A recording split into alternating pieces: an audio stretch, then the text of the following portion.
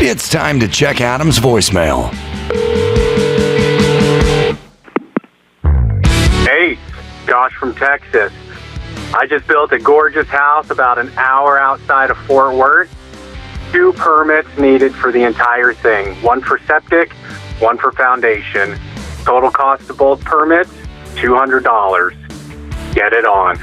You can leave us a message at 888-634-1744. Yeah, somebody was tweeting me about Malibu and rebuilding Malibu and all this kind of stuff. And they made this point, but I'll go along with this point, which is Malibu is all on a septic system. Every house just has a big tank, and that's where all the waste goes, and they have to pump it every, once a year or whatever it is. Considering everything's been destroyed in Malibu, wouldn't this be a good time to, get on the sewer system? Like, just instead of everyone pulling a separate permit for a septic system, because everyone along the ocean is going to have to get a new septic system, and they're going to have to build a seawall and everything else.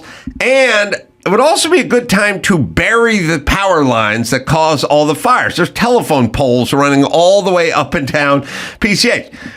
Given the fact that no one's going to be able to re-inhabit their home because there's no home there for another decade, why don't we use this opportunity to get everyone on a sewer system and everyone buried the power lines and put them in the ground? And then people could go, well, you know how much work it's going to take? Yeah, okay, it's going to take a lot of work. But here we are. No one lives on PCH anymore. Let's put the sewer in. It's 2025. Let's get everyone off of the septic system.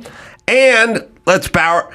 When we dig the line for the sewer, let's put the power line in there too. We'll get the power poles down. We'll get on sewer, and that'll be it. We'll join the world. And you got to admit, the people that are moving there, they can afford that.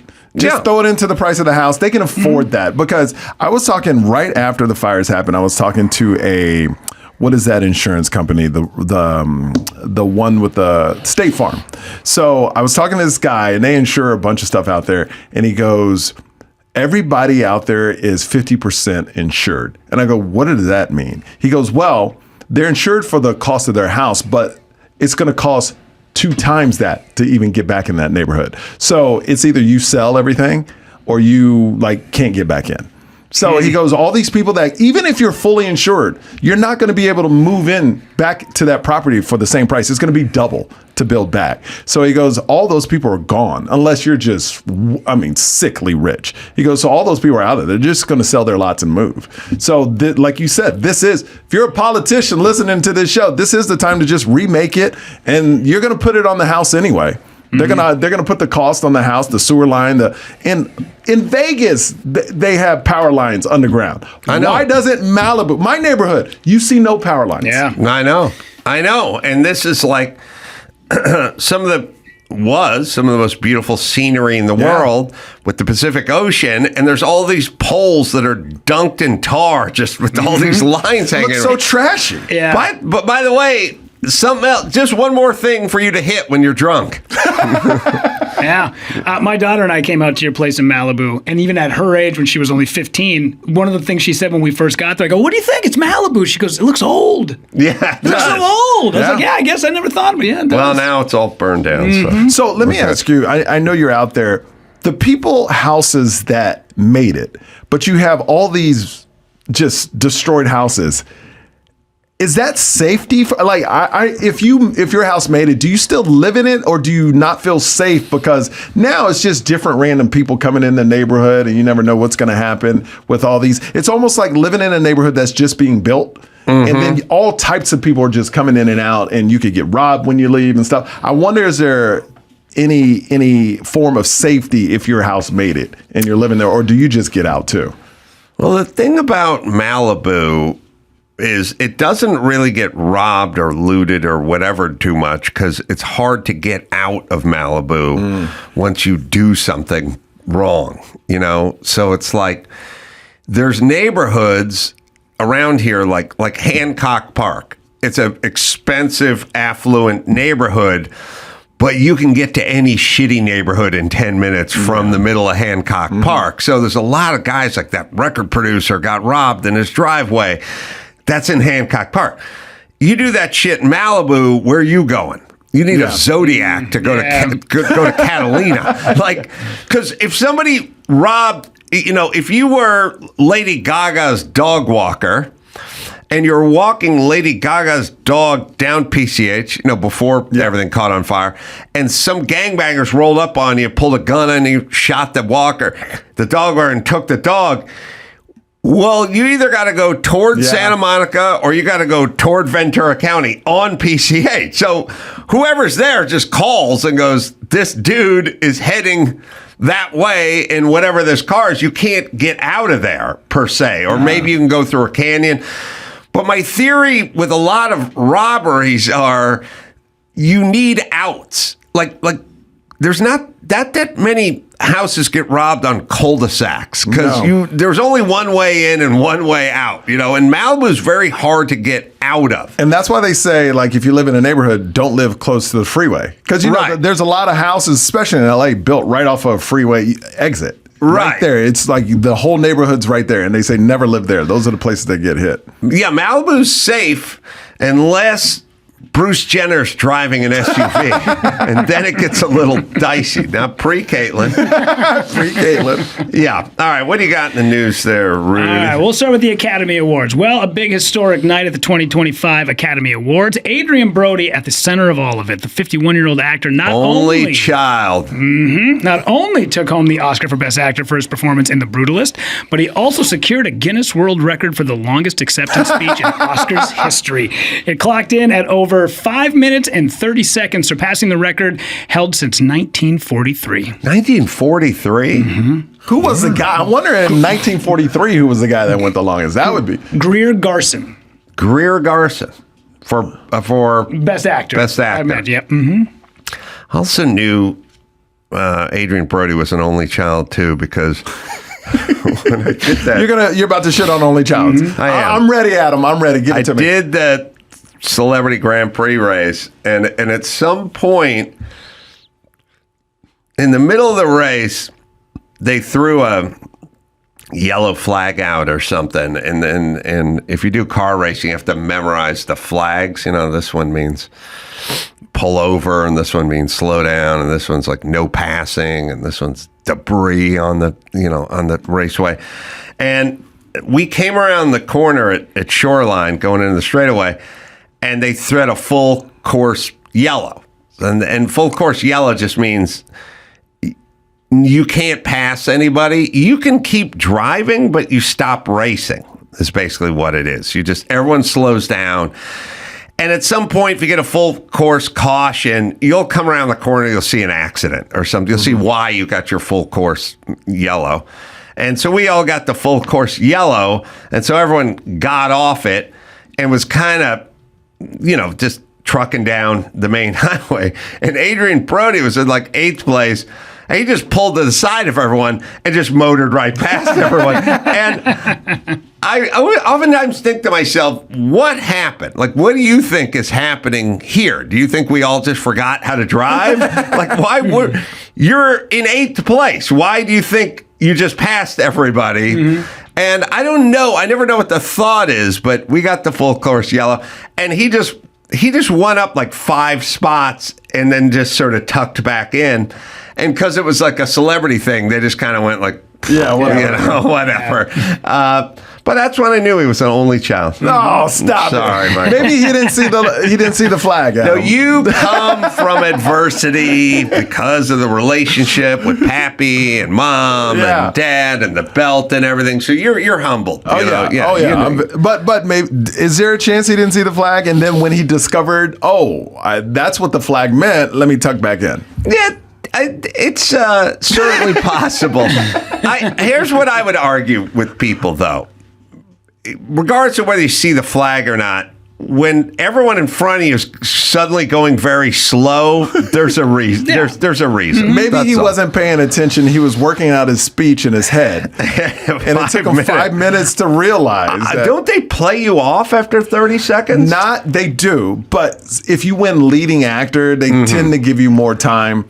And then because the audience is on that side, on the side of that person. Yeah. If you win a small, And did he bring up this yellow flag incident? he or- actually did. He said, "I apologize to Adam Carolla." What was he saying for 5 minutes? I didn't see it. Here's the thing. I made a post last night, and I'm everybody who read it went, yes, absolutely. It was so word salad. It was saying nothing up there for 4.5 minutes, and then when they tried to play him off, he went, no, I'm not done. And then he said a little bit more word salad, and then he thanked his parents and got off the stage. And we got a clip of it right here. And he threw the gum to his girlfriend? Yeah. That's a dutiful woman. No woman I've been with would ever accept my gum if I threw it at her. My wife would. She would take my Oh gum? yeah, she Or would yours? take my gun. Wow, that's a good woman. Yeah, she's great, man. I love her. Oh, We're watching the whole thing. hold on. Pause it for a second. I had a thought in the airport this morning. You ever think things like he's wearing a, I don't know, brooch or a pin or Yeah. something? Pendant, yeah. You know how if I lived 2,000 lifetimes, I don't think I would ever think to put a pendant or brooch on my jacket. I would never. It would just be one of these things. It'd be like, have you ever eaten monkey brain? Yeah. And I'd go, no. And I think I could go 2,000 lifetimes, and there wouldn't be one where I was like, yeah, I did try it that one time I was in Manila or something. It just wouldn't happen. Yeah. It's just, I would never, ever consider putting a brooch on my jacket.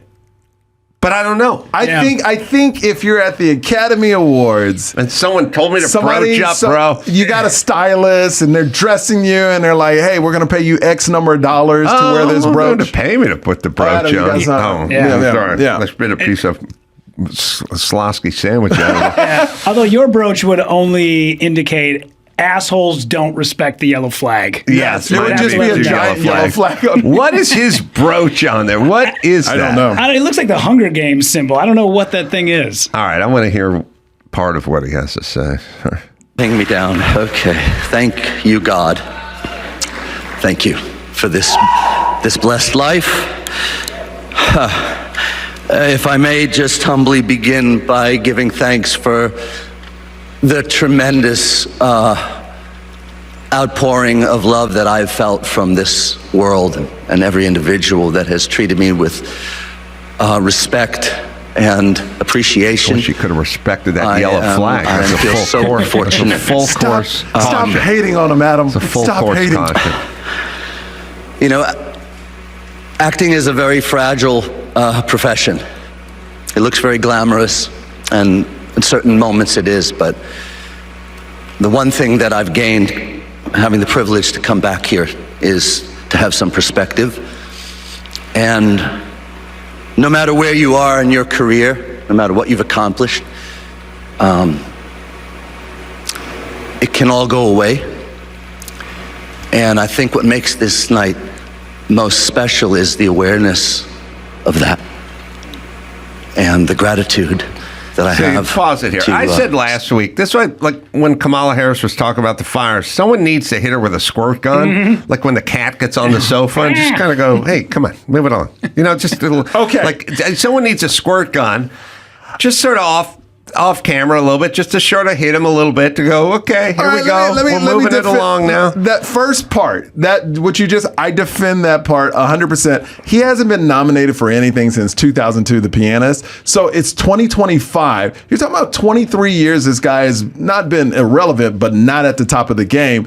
And he's just showing his appreciation that, wow, it can be taken away because trust me, at 2002, you probably think you're the dude. You're going to be at every award show. So he lost it for 23 years. So I agree with the first part. I'm fine. If he would have ended it after that, boom, done. I'm good. What is that brooch? Is that a flying pin? Yeah. What is that? I don't know. It looks like a hummingbird slammed into him. Is it a pig with wings? Is it like a sheep with wings? Is this Rorschach-y for us? Oh, yeah. It's just fun. It's a brooch or whatever it is. No, everything's got a meaning. What is it? What is that thing? It's too big. Do you think it has meaning? I guarantee you that thing has no meaning at all. No meaning. No meaning. It's just a design. Because normally you would put it on the lapel, not on the shoulder. I don't know. Let's see. No, I guarantee that has no meaning. All right, we can hear the rest of his, or some of the rest of his speech, see if he goes on for a while. Oh. Still do the work that I love. Works that he loves. He loves Winning an award like this is, it signifies a destination, and it's something my character. This is only references in child the talk film. right here, because we have three brothers Oh and my sisters. gosh, They're no. banging on the door. Get the fuck out of the bathroom, Brad. Get out. Stop No one hating wants to fucking hear what you have to say. Stop hating on us only child. It's an only child situation here. Yes, it is. No.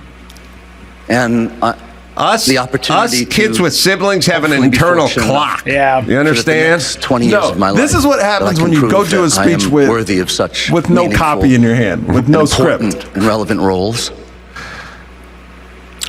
I share this with my fellow nominees who are just wonderful human beings. Oh, who more broaching going exude on. grace More broaching. and goodness. There's a brooch, a small Broach. brooch. That's all It's broach. a trend. It's a trend, I Adam. don't like it. There's so many people I'm gonna to wear a thank. brooch I will really next I time. don't here. like his broach. possible. I'm gonna get a brooch. Yeah. Just a big Yeah, tough dude. on my jacket. Yeah. Next time, Adam, Andrew brooch Celeste right here. and Listen, if You're you're, gonna love it.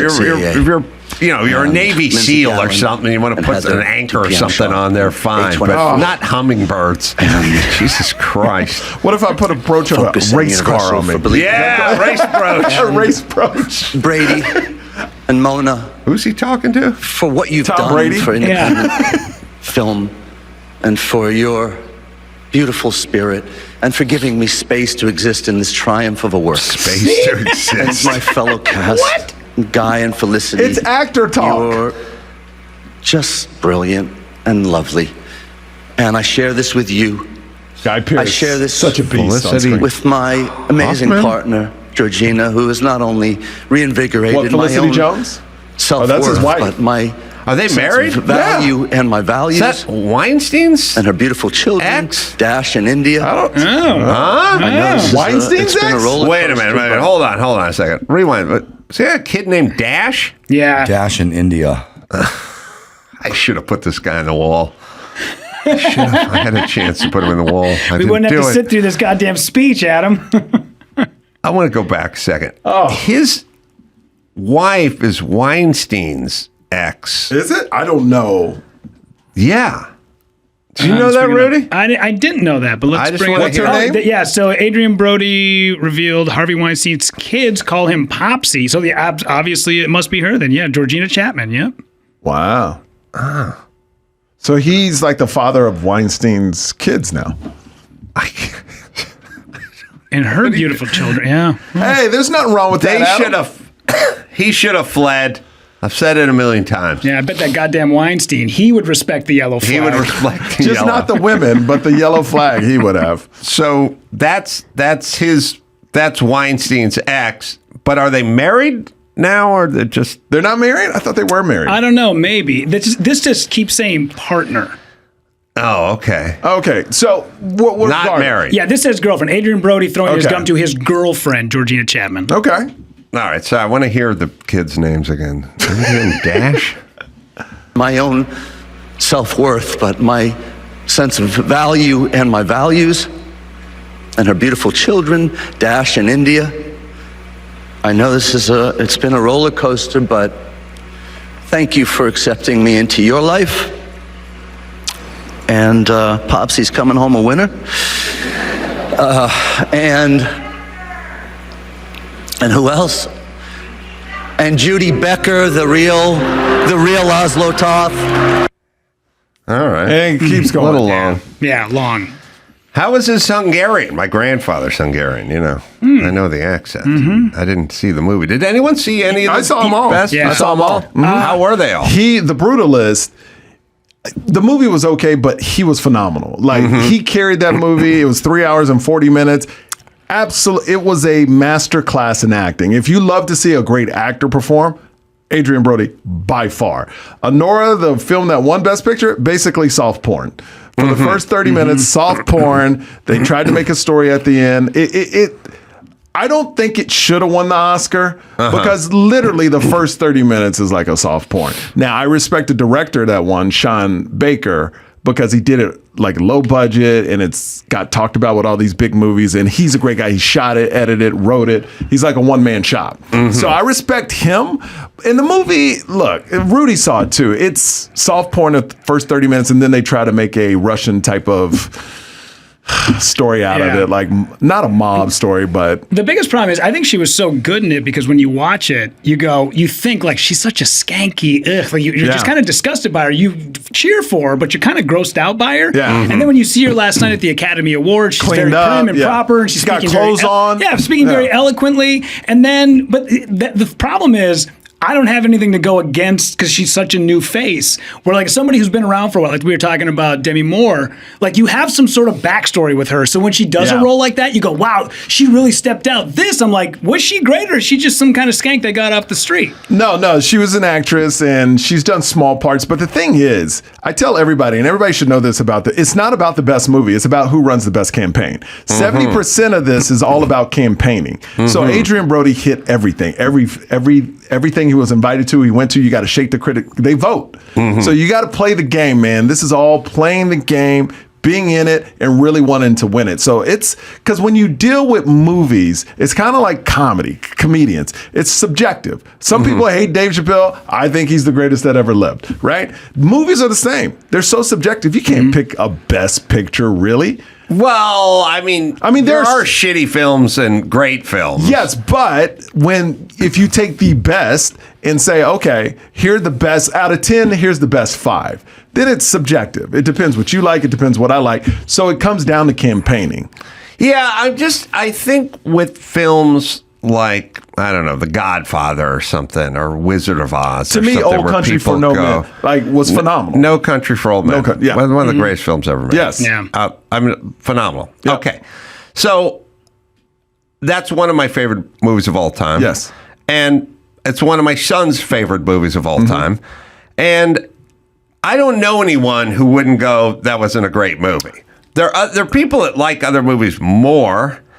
But we could all agree No Country for Old Men's an amazing movie. But that's very rare. But that doesn't happen anymore. Now it's like, I saw this movie, it wasn't that good, but it won Best Picture. Like Because it's all campaigning so much in the past. Is it's that all what campaigning. It is? And they don't, there's every once in a while a movie will just break through like that. Where it's like, that's the one, doesn't matter. They don't even have to campaign. This is the one. But like Demi Moore, one of the legendary actresses, she barely made it into the category.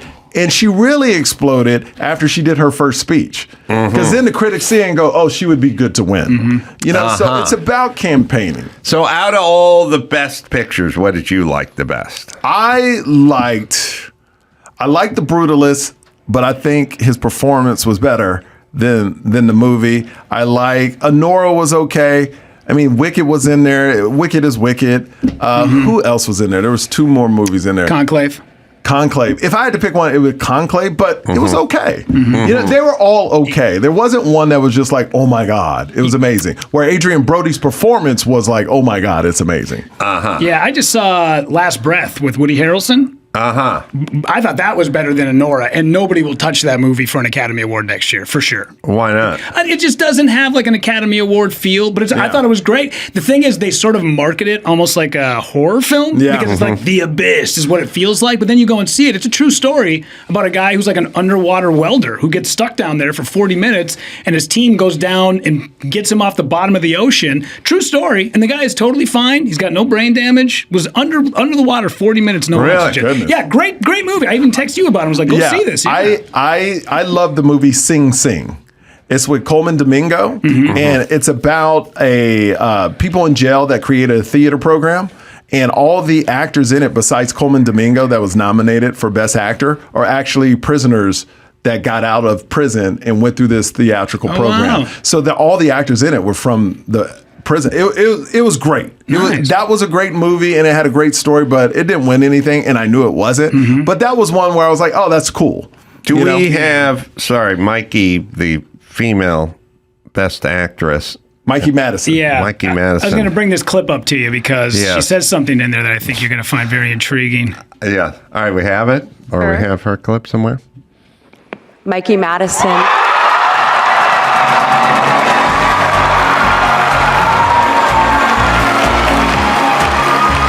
Her boyfriend's a ginger. This is the first Oscar win and nomination for Mikey Madison. That guy, bald head, his name is Yura. He's like the Tom Cruise of Russia. He was. Oh, really? Yeah. He's great in that movie. Yura Borsov. Yeah. Tom Cruise. Every movie, every commercial, he's just running. Speaking of bald guys, Right. did you see the bald guy kiss the other guy?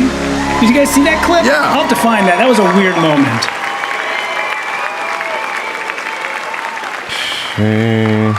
Oh, well, it froze. This is very surreal. Forgive me, I'm nervous. I'm going to read off of a paper, but thank you so much to the Academy. I grew up in Los Angeles, but Hollywood always felt so far away from me. So to be here, standing in this room today is really incredible. Thank you, Neon, Film Nation, Universal. Thank you to my incredible family, my mom and my dad and my sister and my little brother and my twin brother, Miles. Thank you for being my best friend, not that you have a choice. Thank you, Sean Baker, Sammy Kwan, Alex Coco, Drew Daniels, Yura, Mark, Vache, Karin. Thank you, Ann Woodward, Rachel Arlick, Nikki Fioravante, Rich, Dean, Dan, Don, Fareed Ward.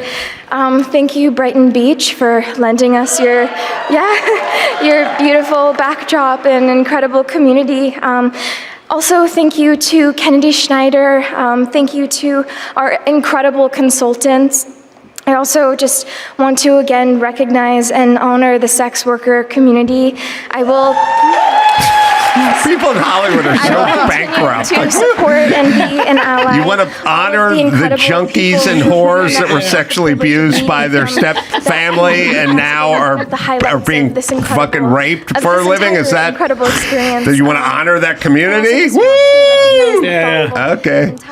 I don't get that crew. Like, are you for women's rights or against women? I don't. Yeah, it's always a little murky with that crew. I got to be honest.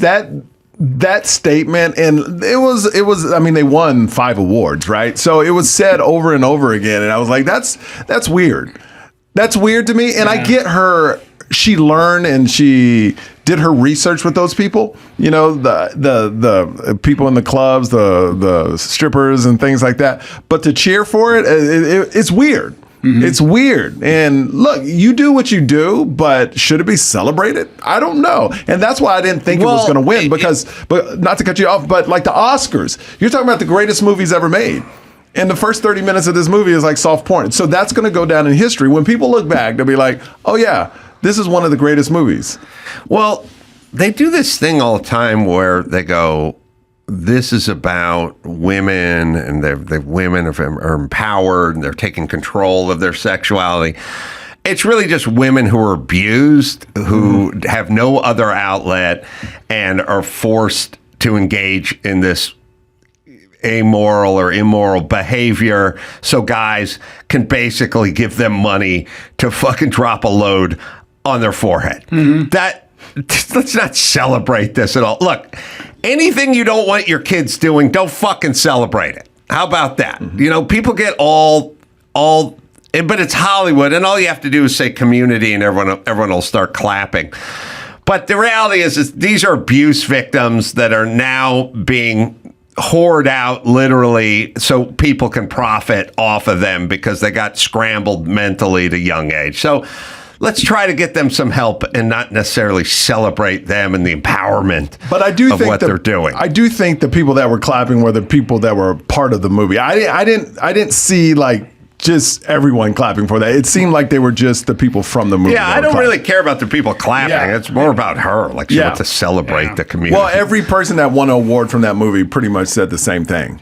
And it was a weird thing to celebrate. Like, I even was like, wow, that's very weird to celebrate. Well, there's also like this romanticized version of it in movies where, Julia Roberts is the hooker who marries the rich guy. It's like that. But this shit movie never was not happens. that at all. This movie was like the unromantic side of it, the worst part of it. Well, even this movie, with how much of an unromanticized version of it, it's still kind of like she marries a guy who's like a Russian, oligarch's son. Yeah, but it all goes away. It all goes away, and then at the end, she realizes what she is, and it's like, okay, that's how you end it. Yeah. Wait, how long was this one? 219. Oh, not too long. But she also knew her points. Like, boom, boom, boom, done. Yeah. No, she's great. I mean, you see a hooker on camera. But this is going to my point of Adrien Brody. Just think, right now, she probably thinks the next 23 years of her life are butter. It's cake. I'm going to be booked a bunch of movies. And just think if this is the last time you ever see her, and then she pops up 23 years later. Oh. So the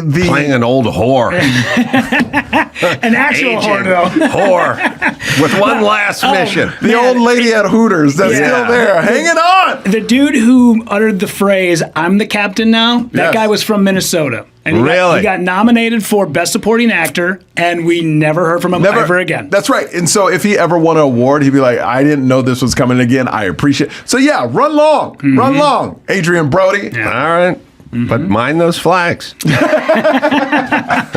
you want to do any other news outside of the Oscars? Yeah, whatever you want. Okay. You got another one? We'll throw in here just because I know you definitely got some opinions on this. And now you got some stiff competition, Adam. California Governor Newsom launches another podcast, plans to speak with the MAGA movement leaders. No, he doesn't. No, of course he doesn't. Now, he said in a video that the podcast will include sit-downs with leaders and architects of the MAGA movement.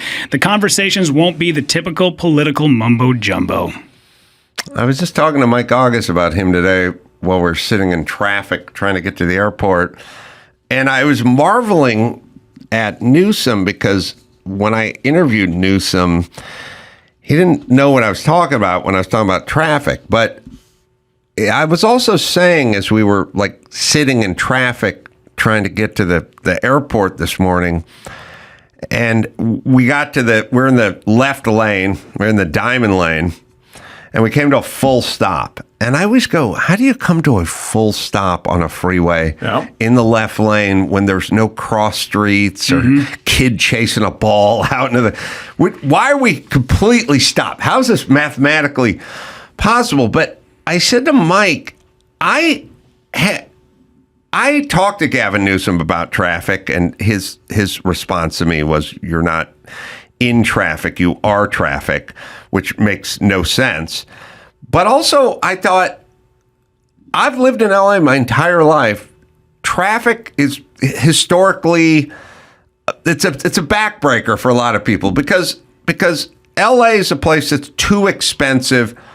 If you work in Westwood, if you work at UCLA or the Veterans Administration or something in Westwood, and you would like to afford a home, but you make $67,000 a year, you're not living in Westwood, and you're not living on the West Side. You're not living anywhere. You might be able to get a place in deep Simi Valley, like if you're lucky. Or Newhall or Saugus or something, because you have to live 70 miles away from the place you work because the average home, I mean, if you work at the VA, my grandmother worked at the VA in Westwood. The average home in that neighborhood is $3.1 million. Crazy. You work at the VA, you make $56,000 a year. How does this even begin to work for anybody? You know what I mean? Like literally... You go, a $3.1 million house. Well, you got to put down 20%. So you're going to need, just call it $600K cash you put down. And then your payments are going to be $23,000 a month. So my grandma didn't make $23,000 a year. Yeah. So you have to live real fucking far. And then your whole life becomes traffic and commuting. Because you punch out at the VA at 5 o'clock and you live in Simi Valley or you live in faraway housing tract, way off the beaten path. You then sit in your car for an hour and a half every day, and the next day, turn around, you go right back in.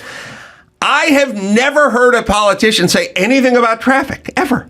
They talk about lifting up communities, they talk about schools, and nothing ever changes, but they at least talk about other stuff. Never heard a person go, hey, we're sitting in traffic over here. My life's just... the average Los Angelino probably spends 4 years in traffic every for their adult life, doing nothing. And by the way, polluting, the cars are just running, everyone's just sitting there, everyone's miserable. Not Adrien Brody. Does anybody want to go, hey, you know what I'm going to do? I got a plan. Like, I'm going to start implementing some shit. We're going to move this along. Like, is there anything they can do, though, right now? There's so many. I get what you're saying, but what can they do? Well, without causing more traffic. There's stuff like, and what I told Gavin Newsom, and he had no idea what I was talking about, other than Gavin Newsom's. You got to find that Kara Swisher interview with him when she's asking him where people are leaving. Somebody said to him, well, people are leaving California. What's the plan? And he just goes, you know what I say? Where else you going to go? And the person goes, somewhere else. Yeah. Like, that's what people are doing. They're leaving. I don't know. Where'd Joe Rogan go? Somewhere else. Yep. You know what I mean? Everyone went somewhere else. And when I was asking about traffic, he's like, he was laughing the whole time. He didn't know what I was talking about, which is weird when you just sit in traffic all fucking day. Now, I told him in LA, I constantly see people who get into minor fender benders standing outside of their car on the third lane of the freeway, like exchanging numbers and stuff. So what are they doing? They're standing in the middle of the freeway. I go, move it over, pull off to the side.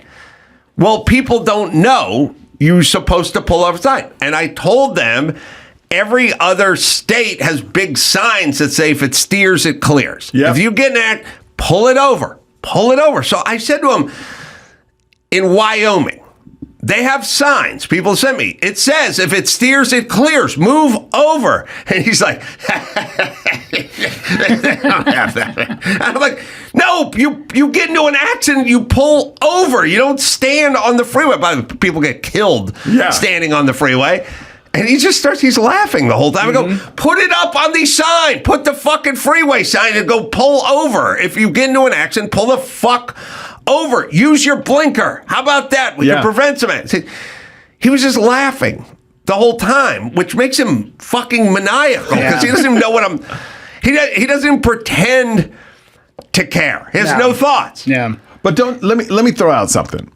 Don't you think California, it's the size of 28 states. Shouldn't it be like separated in 3 parts? I think so. It like north, south, and then central, because it's too big for one party to govern. I don't care. It's too big. I just got back. There's normal people in Central Valley and stuff. They're just hardworking, whatever, agriculture people. They don't fucking want any of this bullshit. Yeah. We have this clip. We have Newsom. Where are you going to go? It's great. Former Governor Brown said it best. Where the hell are you going to go? And, I love Texas. Don't get me wrong. Is that the new California motto? Where the hell are you going to go? I don't know, but he said it. But it was an interesting point, because where are you going to get so many of the other things in the balance sheet? But you are aware that I've lived there for 2 decades, essentially. And this is the first time I've had people really talking about not being there and not that they could figure it out somewhere else. I don't think that's true. I think they can figure out where they're going to go. Yeah, and then that means, but it's not a zero-sum game. Right. Okay, I have a friend who just went to Utah. All right, you can pause it for a second. There's a part before it, but Kara Swisher goes, people are leaving. And he goes, hey. He goes, well, where are you going to go? And then she goes, somewhere else. And then he goes, yeah, I know. Governor Brown said that. I didn't say that. It's like, okay, why are you quoting a guy you disagree with? Whatever. He's such a sociopath. He doesn't know what's happening. There's a part at the beginning, and then she's like, yeah, but people can leave. Like, they did figure it out. They're leaving. And then he goes, Yeah, I got a friend, and does well for himself, and he moved his family to Utah, and they're doing okay. And that's the end of his story. Yeah, it's unbelievable. Hey, listen to the exchange. I don't know if there is a little bit at the top of that, maybe another 10 seconds or something. We don't have the part where. Well, just play it again, but I'll let it play out. He's explaining Governor Brown said where you're going to go, even though he quoted him. He disagrees with him. Former Governor Brown said it best. Where the hell are you going to go? And I love Texas. Don't get me wrong. Is that the new California motto? Where the hell are you going to go? I don't know, but he said it. But it was an interesting point, because where are you going to get so many of the other things in the balance sheet? But you are aware that I've lived there for 2 decades, essentially, and this is the first time I've had people really talking about not being there and not that they could figure it out somewhere else. I don't think that's true. I think they can figure out where they're going to go. Yeah, and then that means, but it's not a zero-sum game. Right. Okay, I have a friend who just went to Utah. Beautiful. Yeah. It may be the right thing for him. They've made a ton of money. They have the ability to take their kids out of public school into private school, and they're doing that. And, I imagine they're not going to turn their back forever on California. Okay, so where are you going to go? Somewhere else? Mm-hmm. Hey, well, let me give you an example. I got a friend. Yeah, moved to Utah. Yeah, that's all I got. Well, you're kind of making her point, aren't you? This friend, and maybe one day they'll come back, but they seem to be doing okay in Utah. So I personally don't know. He's a sociopathic fucking nut. He's nuts. He just said something that made no sense. It made no sense. I don't know why do people vote for the guy? He obviously doesn't track. There's something wrong with him. I don't watch That's him. not his point. But listen, be a politician. Yeah. You know what I mean? You go, look, I get people are leaving. 100%. I understand. Show We some empathy. taxes, but we got the Pacific Ocean over here, and we got Disneyland, and you know what? I got a friend that moved to Utah. They were in Salt Lake for a couple of years, but you know what? They missed the Pacific Ocean, and they moved back. Yeah. Be a politician. Don't just be nonsensical. He's I told him about traffic. He said, I am traffic. That's all he said. That's nonsensical, is what I'm saying. No, it's. I love this brooch.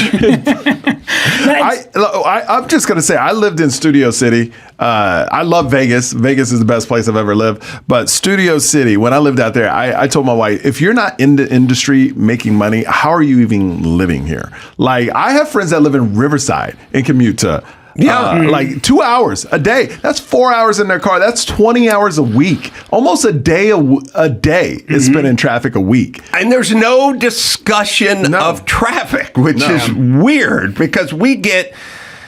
Well, look, we do stuff, I said a million times, we do stuff like we have a drought. So we want to save water. So we tell everyone, don't hose down your driveway and don't keep your showers. And then we save water because people go, all right. We could do that with traffic, but we don't.